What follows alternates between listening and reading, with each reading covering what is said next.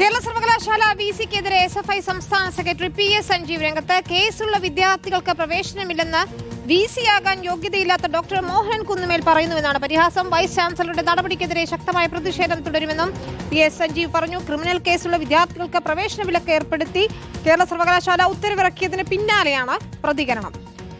ഗോപാൽ ഷീലാസനലാണ് ചേരുന്നത് വിവരങ്ങളുമായി. ഗോപാൽ, ഇപ്പോൾ തന്നെ വലിയ വിമർശനമാണ് നേരിടുന്നത് വിസിയുടെ തീരുമാനത്തിനെതിരെ. എസ്എഫ്ഐ ഇതാ പരസ്യ പ്രതിഷേധത്തിലേക്ക് കടക്കുകയാണ്.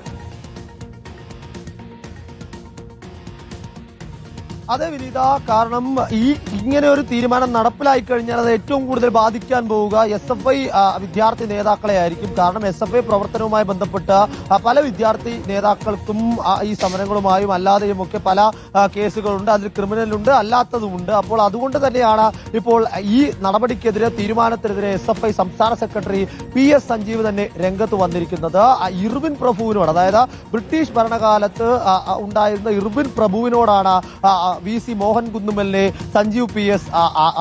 ഉപമിച്ചിരിക്കുന്നത്. അദ്ദേഹം പറയുന്നത് പണ്ട് ഇർവിൻ പ്രഭു ആയിരുന്നെങ്കിൽ ഇന്ന് മോഹൻ കുന്നുമലാണ്.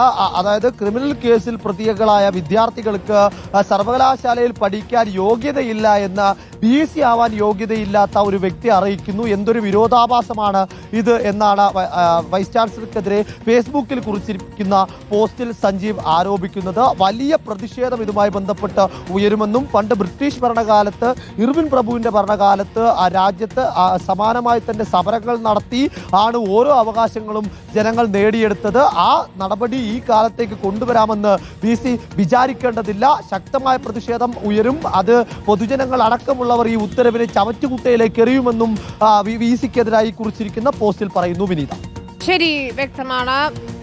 ഗോപാൽ ഷീലാസനിലാണ് വിവരങ്ങൾ നൽകിയത്.